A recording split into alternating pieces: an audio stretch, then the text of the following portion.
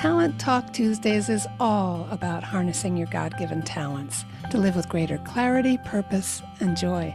You are wonderfully made, my friends. May all we do be for God's glory.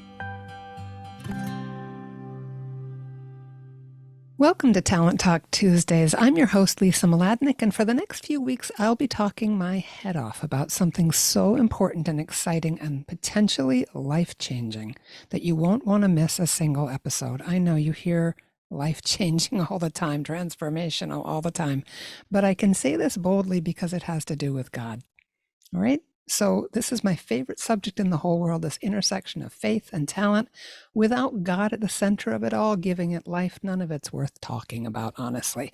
So in other words, this is about how your design is a place where you can uniquely encounter the designer. And this is his design, not my idea.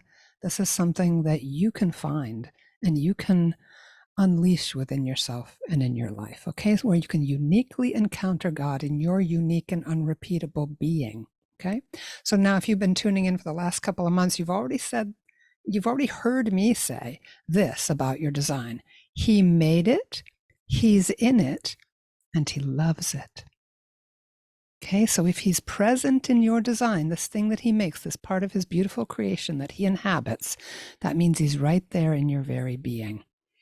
And knowing a little bit about his design can help you identify some unique and remarkably easy pathways for greater spiritual intimacy with God. It just makes sense. This all brings greater trust in his design of your being, greater confidence in him when you start to really see it and experience it, and a kind of bold humility in living out your God-given purpose. Think of it this way.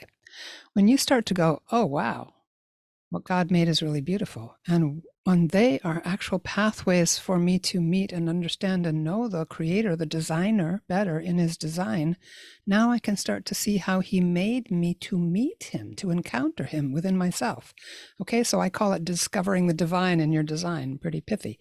But a typical fruit of this work is a greater love and a more sincere gratitude for the designer himself. Intrigued? Great. So let's get busy. So in the next few minutes, I'm going to try to do this quickly because I never like to keep you very long. I'm going to make the case that however you are feeling right now about your spiritual life, the capacity for true spiritual intimacy with God, and of course, he helps a lot actively with this, but it's woven into your being in a unique and unrepeatable way. And you can discover it and kind of let it loose. You can step into it, move into it, and encounter God there. Now, some of you may be thinking, I don't need this. My life is packed with consolations, powerful encounters with God, experiences of profound mercy, hope, and wisdom. Boy, I hope so. I hope so. Maybe you never doubt God, not even for a moment. And frankly, you just don't think you could handle any more joy. If that's you, please call me right away, or at least pray for me today. And please pray for all our listeners too, because not many people are having that kind of joy and satisfaction. But if you're kind of normal in the general sense and not completely satisfied with your relationship with God, and that's most of us, or if you're suffering unnecessarily because you sometimes compare yourself unfavorably to other people who seem to get more out of prayer, or who can spend hours at adoration just sitting with Jesus, their best friend, or who pray multiple novenas every month and seem to get answers every time, or who just beam with joy every single day, no matter how heavy their cross is, or if you just have a sneaking suspicion that you're doing something wrong and maybe God isn't quite pleased with your efforts, then stay with me. Because it's normal to feel flawed and limited in the spiritual life. This is not heaven, and we are not perfect. But today's lesson can help. And it's not complicated. I always try to show you how really simple this is. That doesn't mean the work is easy. It takes effort, but it's simple. It's really not complicated. It's all about these unique pathways that God himself created in you and where he wants to meet you. Now, you'll hear me say pretty often on this show that in Genesis chapter 1, verse 31, God called everything he had created very good. Now, every aspect of your being was created by Almighty God in love.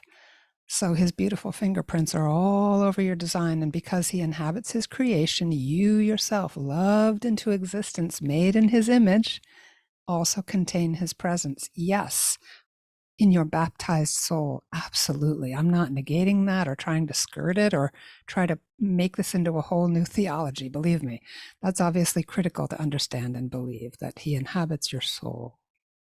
But he's in all that he made you to be. He is present even in your talents. So he intended them to be there for him to speak through, move through, to nourish and bless you and others for his greater glory. So here's an example of how you can use this understanding. So if you listened to last week's episode, I made a pretty embarrassing confession.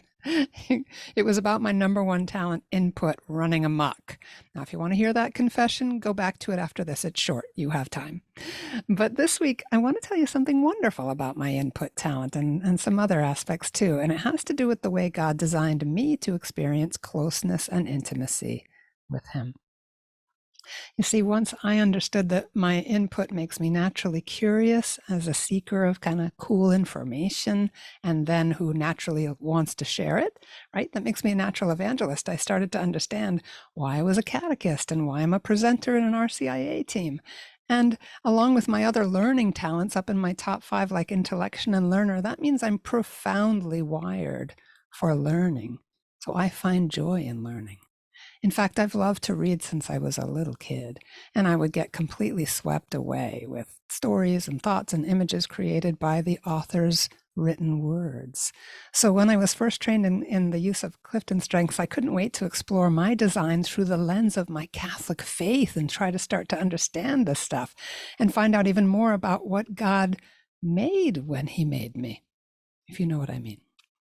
And to find where I could discover him present and pouring out gifts of grace in some unique way in my own design, for the sake of others, again, for his glory, and for the relationship that he wants to have with me.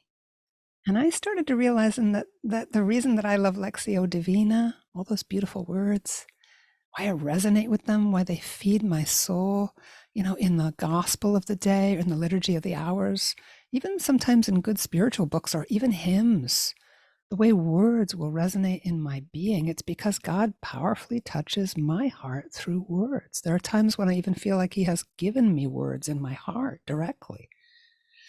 I'm also high in something called connectedness, which is much more about relationships and spiritual connection and being a part of something bigger than myself. So when I put those two together, I realize that God speaks to me, yes, in words, but also in relational moments. This is so important. I can feel his presence and his pleasure. For instance, when I listen to someone, especially when it's hard, or when I practice patience, when I make room in my heart for someone else's needs, especially when I don't feel like it. He is right there. I just sense him in those relational moments where I make a gift of myself in some small way, some hidden way. I can feel him in that. And anytime I feel that I'm connecting in some way with the greater human family, I'm truly moved, like at Mass when we're all processing up for confession, that sort of thing. That is deeply moving to me. In fact, for years, I used to wonder why parades made me cry. I was kind of embarrassed about it, but I knew it had meaning for me, and I wondered about it for a long time, and now I know. It's because God speaks to me through humanity itself, through the interconnectedness of all those people in the body of Christ. And when I'm at a parade, seeing so many people just flowing in unison together, it's incredibly moving to me. Somehow, without words, from a very young age, I sensed the importance of unity, of our common purpose, of our need to be a family. And there's so much more, but I'd like to give you a question for yourself to noodle on that I hope will bring you closer to God. Bring it before the Lord, whether you have done temperaments or APEST or Clifton Strengths or anything at all. Just take what you know of yourself, of your own gifts, of the things that light you up, of the things that you know you're naturally good at, or that you're kind of your tendencies that you're able to give to God. Bring them before the Lord in whatever way is comfortable for you, in your rosary, adoration, walking in the woods, your journaling time. Really make yourself comfortable. This is about discovering the sense of naturalness and ease with God, okay? So you can really experience intimacy. You're not trying to be like someone else, spiritually or otherwise, okay? You're being you, which is what he wants. A redeemed you, of course. But ask him, Lord, where would you like to meet me in the beautiful design that you created with such love? In your own words, where would you like to meet me in my temperament, in my love language? Where would you like to meet me in my ability to be creative, to think strategically, to look at facts and understand the meaning underneath them, to tell a story, to understand someone else's feelings? Think about what are your gifts, and say, Lord, where would you like to meet me in those gifts? Okay? And then listen. Take time to just be with him. And some of us are active listeners in the sense that we need to be doing something. Maybe you're walking while you're listening for him, and that helps you to stay close to him. Remember, find out what works for you. Or maybe it's in journaling, or maybe it's just sitting and relaxing your body. Maybe you're having praise and worship music on, or you have essential oils that are meditative, like frankincense at Mass, okay? And do your best to respond and meet him in that place that's just for you. Next week, we're going to continue in this series on the spiritual life, and I'm going to talk about how our spiritual enemy attacks our greatest gifts. Makes sense, right? Very strategic.